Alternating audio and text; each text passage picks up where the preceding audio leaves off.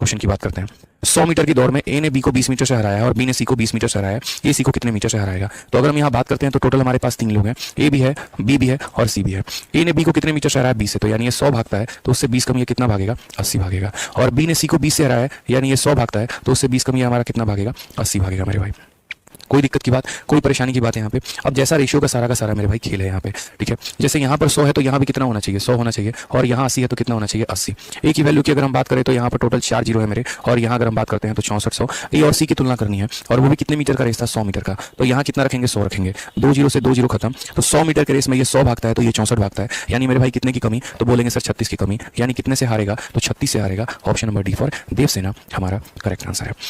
क्या हो जाएगा मेरे भाई? डी फॉर देवसेना जो होगा बिल्कुल सही उत्तर होगा। धीरे धीरे मक्खन की अर्थमेटिक मैथ में जो आप रेस चैप्टर पढ़ते हो उसका सबसे महत्वपूर्ण और पूछे जाने वाला जो सवाल है वो यही है, और इस सवाल का मैं आपको बेस्ट सॉल्यूशन करना सिखाऊंगा 10 सेकंड में। ध्यान सुनिएगा। 1500 मीटर की रेस में ए बी को 100 मीटर से हराता है, बी सी को 150 मीटर से हराता है, तो बताइए ए सी को कितनी दूरी से हराएगा?